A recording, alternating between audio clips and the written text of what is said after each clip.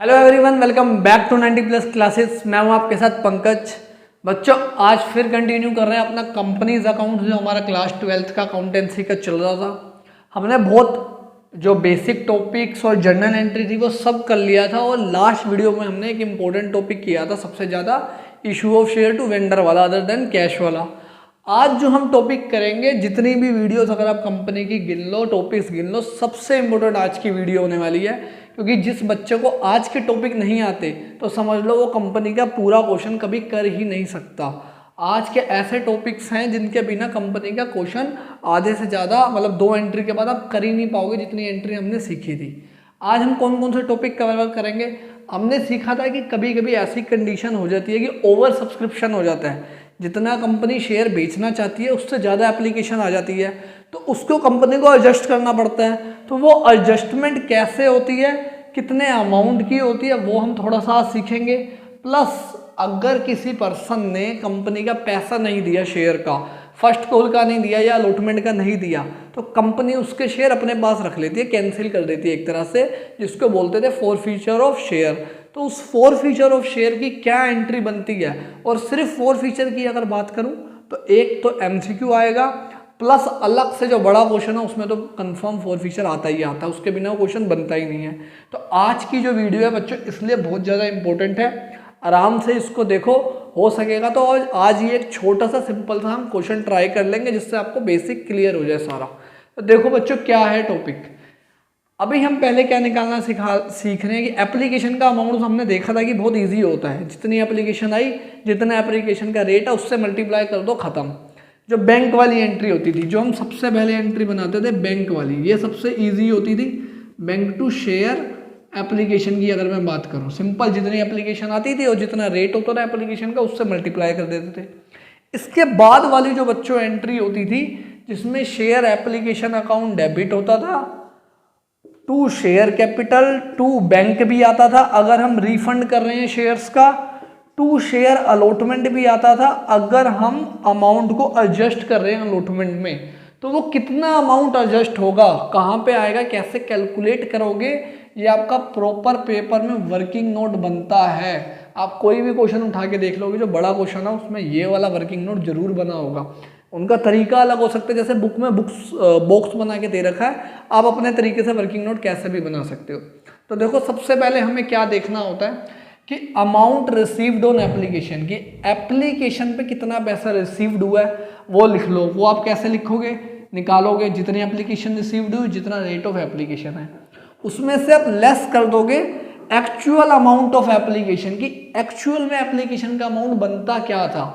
इसका कहने का क्या मतलब है कि मैं तो 50,000 शेयर बेचना चाहता था, 2 रुपये एप्लीकेशन का रेट है, तो मेरे पास 1 लाख रुपए आना चाहिए था, लेकिन एप्लीकेशन मेरे पास आ गई 1 लाख शेयर की और 2 रुपये रेट था, मतलब मेरे पास यहाँ पे ये वाला अमाउंट आएगा जितनी एप्लीकेशन रिसीव्ड हुई है और जितना एप्लीकेशन का रेट है। लेकिन एक्चुअल में कितना बनना था, 50,000 इंटू 2, क्योंकि मैं तो एक्चुअल में लोगों को सिर्फ 50,000 शेयर ही दे सकता हूँ, उससे ज़्यादा नहीं दे सकता, तो वो इसमें से लेस कर देते हैं। इसके बाद क्या लेस करते हैं, जितना अमाउंट रिफंड हो रहा है। कंपनी कभी कभी क्या करती है, प्रो राटा बोलते हैं इसको। ये क्या होता है, अगर कंपनी के पास ज़्यादा एप्लीकेशन आ जाती है तो कंपनी ऐसे नॉर्मल तरीके से रिजेक्ट नहीं करती। कंपनी मान लो ये 1 लाख ना, जो 1 लाख एप्लीकेशन आई थी वो ऐसी थी कि किसी बंदे ने 20,000 की एप्लीकेशन दी थी, किसी ने 30,000 की दी थी, एक ने फिर 40,000 की दी थी और बाकी एक ने दी थी 10,000 की, ऐसा था। तो कंपनी ने तो कितने शेयर इशू करने थे, सिर्फ 50। अब कंपनी ऐसा नहीं करती कि इसको पूरे 30 दे दिए, इसको पूरे 20 दे दिए, नहीं। कंपनी क्या करेगी, इस 20 वालों को बोलेगी भाई तू 5,000 शेयर ले ले, तू 5,000 शेयर ले ले, तू 20,000 शेयर ले ले, तो ऐसे करके, और इसको भी बोल देगी 20,000 शेयर ले ले, तो 50,000 शेयर पूरे हो गए। इसको बोलते हैं प्रो राटा, ठीक है। तो जब प्रो राटा वाला केस होता है ना, तो इसमें तीनों कंडीशन बनती है। ओवर सब्सक्रिप्शन तो हो ही रहा है ये, तो इसमें अलॉटमेंट में भी पैसा एडजस्ट हो रहा होता है और साथ में रिफंड भी हो रहा होता है, क्योंकि जिस बंदे ने 20,000 शेयर के हिसाब से पैसा दिया है उसका चाहे आप अलॉटमेंट में भी एडजस्ट कर लोगे ना, तब भी आपका हो सकता है पैसा बच जाए। तो अगर ऐसा हो रहा है तो बैंक में रिफंड वाला अमाउंट भी हम माइनस करेंगे। जितने शेयर रिफंड हो रहे हैं और जितना एप्लीकेशन का रेट है उसको मल्टीप्लाई करा दो, क्योंकि उसने पैसा हमें एप्लीकेशन के रेट के हिसाब से दिया होगा। जो बच जाएगा, अब इसके पास कहीं एडजस्ट नहीं हो रहा, तो जितना भी पैसा बच जाएगा वो कहाँ एडजस्ट हो जाता है, अलॉटमेंट के ऊपर। कभी कभी MCQ भी आ जाता है, 1 नंबर में सिंपल केस देते हैं जिसमें सिर्फ आपको ये निकालना होता है कि अलॉटमेंट में कितना पैसा एडजस्ट हो रहा है। लास्ट टाइम के CBSE सैम्पल पेपर में केस स्टडी आई थी, इसमें 3-4 चीज़ें निकालनी थी कि एप्लीकेशन मनी कितना रिसीव्ड हो रहा है, अलॉटमेंट में कितना एडजस्ट हो रहा है और अलॉटमेंट मनी कितना रिसीव्ड हो रहा है। तो एडजस्ट करना हमने सीख लिया। अब इसके बाद हम कौन सी एंट्री बनाते थे, शेयर अलॉटमेंट वाली, share allotment account debit to share capital, ये एंट्री हमारी बनती थी। फिर बाद में बनती थी bank account debit to share allotment, कि अलॉटमेंट में एक्चुअल में कितना पैसा रिसीव्ड हुआ है। ये एंट्री बनती है कि कितना रिसीव्ड होना चाहिए, और ये बनती है कि एक्चुअल में कितना रिसीव्ड हुआ है। तो ये एक्चुअल में कितना रिसीव्ड हुआ है बच्चों, ये भी हमें निकालना पड़ता है प्रॉपर तरीके से। तो अब उस पर आओ, ये आपका सेकंड वर्किंग नोट मान लो, अगर पूरा प्रॉपर क्वेश्चन है ये आपका सेकंड वर्किंग नोट बनेगा। तो इसमें कैसे निकलेगा देखो, पहले हम लिखेंगे amount to be received on allotment, कि एक्चुअल में अलॉटमेंट में कितना पैसा आना चाहिए था। वो कैसे निकलता है कि जितने शेयर अलॉट हुए और into rate of allotment, allotment का जो रेट है, जैसे हमने 50,000 शेयर अलॉट करें, अलॉट मतलब लोगों को दिए हैं, और मान लेते हैं अलॉटमेंट का रेट 3 रुपये है, तो 50,000 इंटू 3 मतलब 1.5 लाख रुपए यहाँ आएगा। फिर इसमें से हम लेस कर देते हैं amount already adjusted on application, जो ये वाला पैसा हमने ऑलरेडी एप्लीकेशन में हमें मिल चुका है, तो अब ये दोबारा तो मिलेगा नहीं, तो इसको हम यहाँ से लेस कर देते हैं। ठीक है, अब ये अमाउंट आ गया हमारा। फिर क्वेश्चन में एक चीज़ और गिवन होती है, जब जो प्रॉपर बड़ा क्वेश्चन होता है उसमें ऐसा दिया होता है कि कोई पर्सन था, राम श्याम जो भी नाम दिया होगा, उस पर्सन ने अलॉटमेंट का पैसा नहीं दिया। ठीक है, तो वो भी हमें कैलकुलेट करना पड़ता है, वो भी हमने सीखा नहीं है, अभी वो कैलकुलेट करना सीखेंगे क्वेश्चंस में ही। तो वो भी अमाउंट लेस हो जाता है जो उस पर्सन ने पे नहीं करा, amount not paid by any share holder, वो कोई भी हो सकता है, वो भी लेस कर दोगे। फिर जो ये लास्ट में अमाउंट है, ये वो अमाउंट है बच्चों जो बैंक वाली एंट्री में जाएगा, bank account debit to share allotment वाली जो एंट्री होती है उसमें ये अमाउंट जाता है। इसको अच्छे से याद कर लो, स्टेप बाय स्टेप स्क्रीनशॉट ले लो इसका, या तो मैंने आपको कहा था नोट्स के लिए मेरे को आप DM कर देना इंस्टाग्राम पे। ये स्टेप आपको बार बार यूज होगा ही होगा जब भी आप बड़ा क्वेश्चन करोगे। ये हो गया एक टॉपिक हमारा। अब हम सीखेंगे भाई फोरफीचर का जो केस मैंने बताया था, उसमें क्या जर्नल एंट्री बनती है अगर शेयर फोरफीट हो रहे हैं। तो करते हैं बच्चों अपना नेक्स्ट टॉपिक। तो देखो बच्चों, अब क्या होती है हमारी फोरफीचर ऑफ शेयर की एंट्रीज। अब इसमें भी 2 केस होंगे, अगर शेयर पार पे इशू हुआ था तब फोरफीट हो रहा है, और अगर शेयर प्रीमियम पे इशू हुआ था तो क्या होगा। पहले करते हैं पार पे, सिंपल सी एंट्री समझना। शेयर कैपिटल अकाउंट डेबिट हो जाता है, जब हम शेयर इशू करते हैं तो शेयर कैपिटल को हम क्रेडिट करते हैं। अब वो शेयर कैंसिल हो रहे हैं, इसका मतलब जो शेयर से कैपिटल आई थी वो कम हो गई है, इसलिए share capital account debit to forfeit share. ये नया अकाउंट हो गया, या बाद में बंद हो जाता है, अभी देखेंगे कब बंद होगा। To forfeit share, to share allotment, to share calls. Calls में मतलब फर्स्ट कॉल भी आ सकता है, सेकंड कॉल भी आ सकता है, जो चीज़ का पैसा नहीं मिला, और ज़रूरी नहीं है कॉल्स आए। अगर आपको मान लो सिर्फ अलॉटमेंट तक का पैसा नहीं मिला, या हो सकता ऐसा हो सकता है अलॉटमेंट ना आए कि अलॉटमेंट का पैसा मिल चुका था, कॉल का नहीं मिला, तो जिसका पैसा नहीं मिला होता सिर्फ वो आता है नीचे। अब सबसे बड़ी गलती जो बच्चे करते हैं कि इनमें अमाउंट कैसे आएगा, ध्यान से समझना, ये समझना बहुत इंपॉर्टेंट है और ज़रूरी है। शेयर कैपिटल मैंने आपको पहले भी बोला था, ये ईमानदार आदमी होता है, ये उतना ही पैसा रखता है जितना इसका बनता है। तो नंबर ऑफ शेयर, जितने शेयर फॉरफिट करे हैं, और अमाउंट कॉल्ड अप, जितना पैसा उस बंदे से मांग लिया था उससे मल्टीप्लाई कर देंगे। इसका क्या मतलब है, मान लो 10 रुपये था, 2 रुपये एप्लीकेशन, 3 रुपये अलॉटमेंट, 3 रुपये फर्स्ट कॉल, और बाकी 2 रुपये थे फाइनल या सेकेंड कॉल पे। हमने एप्लीकेशन मांगी, उसने दे दी, अलॉटमेंट मांगा, उसने दे दिया। जब फर्स्ट कॉल मांगी उसने कहा मेरे पास पैसे नहीं है। तो आप टोटल कितना पैसा उससे मांग चुके थे, 2 रुपये एप्लीकेशन के, 3 रुपये अलॉटमेंट के, और 3 रुपये फर्स्ट कॉल के, तो 3, 6 और 8। तो जितने भी शेयर फॉरफिट हुए इंटू 8 करोगे, ना कि 10 करोगे, क्योंकि 2 रुपये अभी आपने मांगे ही नहीं थे। तो याद रखना है जितना पैसा मांग लिया होता है, कोल्ड अप हो गया होता है, उससे मल्टीप्लाई कराते हैं।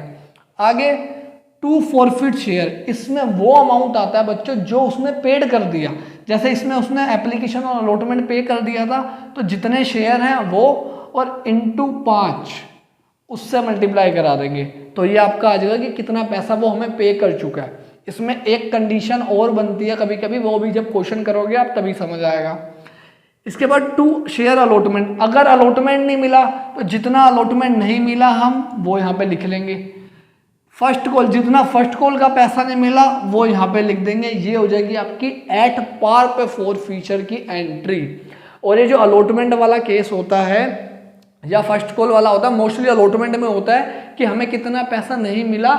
इसमें कभी कभी हमें एक और वर्किंग नोट बनाना पड़ता है, वो भी हम सीखेंगे बाद में। वो स्पेशल केसेस में होता है कि जिसमें नंबर ऑफ शेयर्स अलग से अप्लाइड और अलॉटेड वाले होते हैं, अभी उसको भूल जाओ। बस याद रखो कि अभी हमने वो भी सीखना है, जिसमें एक फॉर्मूला और एक्स्ट्रा आएगा नेक्स्ट क्लास में, वो सीखेंगे हम। अब बात करते हैं प्रीमियम की। अगर शेयर प्रीमियम पे इशू हुआ था, अब दो कंडीशन बनेगी, या तो प्रीमियम हमें मिल गया होगा या प्रीमियम हमें नहीं मिला होगा। तो अगर प्रीमियम मिल चुका है, सिक्योरिटी प्रीमियम अमाउंट मिल चुका है, मान लो प्रीमियम इसके साथ था, 11 रुपये में शेयर गया था, 1 रुपये प्रीमियम का था और प्रीमियम अलॉटमेंट के साथ था। अब यहाँ पे तो हमें प्रीमियम मिल चुका है, क्योंकि अलॉटमेंट मिल गया तो प्रीमियम भी मिल गया। तो क्या एंट्री बनाओगे आप? शेयर कैपिटल अकाउंट डेबिट होगा ही होगा। अमाउंट कोल्ड अप, जितना अमाउंट मांग लिया था। अब याद रखना है यहाँ प्रीमियम इंक्लूड नहीं करना है, ध्यान से स्टार बना लो यहाँ पे अच्छे से, कि आप जब ये मल्टीप्लाई करोगे, जैसे मैंने अभी किया था 2, 3 और 3, तो यहाँ पे 8 और 9 नहीं लिखोगे आप 1 रुपया प्रीमियम का। प्रीमियम का पैसा शेयर कैपिटल पे नहीं आएगा, याद रखना। टू फॉरफिटेड शेयर, इसमें कितना आएगा? जितना अमाउंट रिसीव्ड हो गया। इसमें भी आपने प्रीमियम नहीं लेना, इन दोनों में ही प्रीमियम आपने इंक्लूड नहीं करना। प्रीमियम कहाँ पे इंक्लूड होगा? अगर शेयर अलॉटमेंट था वो नहीं मिला है तो इंक्लूडिंग प्रीमियम, यहाँ पे आपको प्रीमियम के साथ ही पैसा लिखना है, मतलब 3 ये और 1 रुपया जो प्रीमियम का है वो भी आपने लिखना है। टू शेयर कॉल्स, अगर कॉल नहीं मिली थी और कॉल पे प्रीमियम था, मान लेते हैं प्रीमियम यहाँ पे था, या 2 रुपये प्रीमियम का था, 1 रुपया अलॉटमेंट पे था, 1 रुपया फर्स्ट कॉल पे था, तो इसका भी प्रीमियम नहीं मिला, तो ये भी इसके अंदर इंक्लूड किया जाएगा। प्रीमियम के साथ आपने पैसा लेना है, मतलब यहाँ भी 4 और यहाँ भी 4 रुपये। ये हो गया जब SPR रिसीव्ड हो चुका है। इस टॉपिक को समझने के लिए ना आपकी बुक में एक इलस्ट्रेशन दे रखा है, जहाँ पे ये टॉपिक है 4 feature of share issued at premium. इसके बाद एक इलस्ट्रेशन दे रखा है जिसमें 3-4 केस हैं अलग अलग, वो अगर आपने इलस्ट्रेशन कर ली तो ये प्रीमियम वाला टॉपिक आपको अच्छे से कवर हो जाएगा। अब बात करते हैं अगर SPR रिसीव्ड नहीं हुआ था तो क्या होगा? शेयर कैपिटल अकाउंट तो डेबिट सेम टू सेम, इसमें कोई प्रॉब्लम नहीं है। अब SPR याद करो, जब शेयर इशू होते हैं तो SPR क्रेडिट होता है।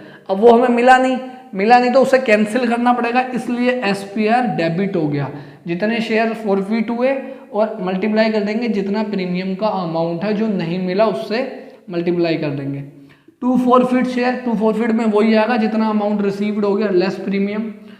अलॉटमेंट में भी वैसे ही जितना अमाउंट नहीं मिला इंक्लूडिंग प्रीमियम, और फर्स्ट कॉल पे भी जितना अमाउंट नहीं मिला इंक्लूडिंग प्रीमियम। फर्स्ट भी हो सकती है, सेकंड भी हो सकती है, कोई भी हो सकती है। गलती बच्चे किस पे करते हैं? एक इस अमाउंट में और एक इस अमाउंट में, कि इनमें प्रीमियम नहीं लेना होता और बच्चे प्रीमियम इंक्लूड कर लेते हैं कि हमने तो प्रीमियम का पैसा भी मांग लिया था, तो याद रखना वो नहीं आएगा। ये हो गई बच्चों आपकी 4 फीचर ऑफ शेयर की कंप्लीट एंट्रीज, मतलब नॉर्मल वाले केस की एंट्रीज खत्म। इसके बाद क्या होता है? री इशू ऑफ शेयर। ये जो शेयर हमने फॉरफिट कर लिए, इसका कंपनी अपने घर में थोड़ा सजा के रखेगी। कंपनी को तो अपना पैसा वापस चाहिए जितना वो चाहती थी, तो कंपनी इसको आगे फर्दर किसी और को बेच देती है, उसको बोलते हैं री issue of share. Next video में इसको करेंगे, और जो मैं एक फॉर्मूला बता रहा हूँ वो फॉर्मूला करेंगे, फिर हम करेंगे इसके प्रॉपर क्वेश्चन। ये चैप्टर क्वेश्चन करे बिना आएगा ही नहीं। जितने 100 क्वेश्चन भी कर लोगे ना इसके, तो भी नेक्स्ट क्वेश्चन में आपको सोचना पड़ेगा कि क्या हो रहा है, क्योंकि हर क्वेश्चन में अमाउंट आपका चेंज हो जाता है, सिचुएशन चेंज हो जाती है। तो मिलते हैं बच्चों नेक्स्ट वीडियो में। ये फॉर्मूले, ये अमाउंट को अच्छे से याद करो, ताकि आपकी कंपनी की बुक जो 20 नंबर की है उसमें पूरी कमांड हो जाए।